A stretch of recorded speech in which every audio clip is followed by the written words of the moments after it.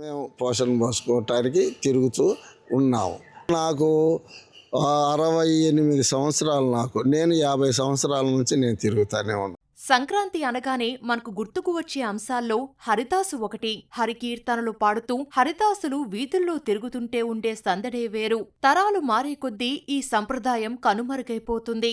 అయితే ప్రకాశం జిల్లాలోని గంగదేవిపల్లిలో నివసించే 10 కుటుంబాలు మాత్రం ఈ ఆచారాన్ని ఇప్పటికీ కొనసాగిస్తున్నాయి.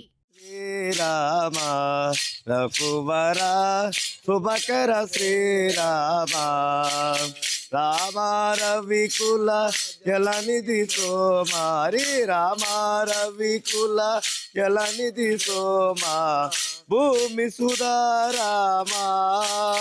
సంప్రదాయ వస్త్రాలు, నుదుట నామాలు, చేతిలో చిడతలు, తంబూరాతో అచ్చు నారద మహర్షిలా కనిపిస్తారు ఈ హరిదాసులు. తలపై ఒక రాగి పాత్రతో ఇంటింటికి తిరుగుతారు.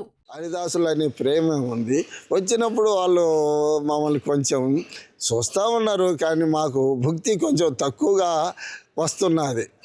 మాకు అనుకూలమైనటువంటి సందన లేదు మాకు.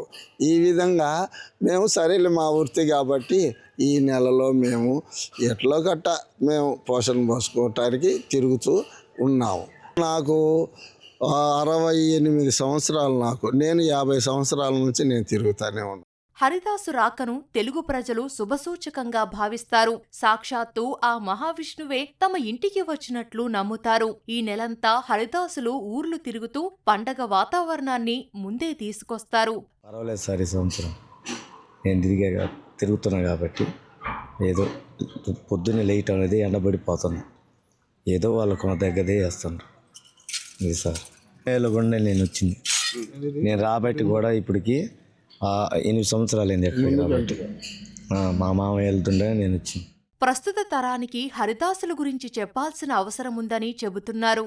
ఇప్పుడున్న పరిస్థితుల్లో సనాతన ధర్మం గురించి, ఈ యొక్క భక్తి భావాల గురించి తెలియజేసేవారు చాలా తక్కువ. అలాంటివి తెలుసుకోవాలని కొంతమందికి ఉంటుంది.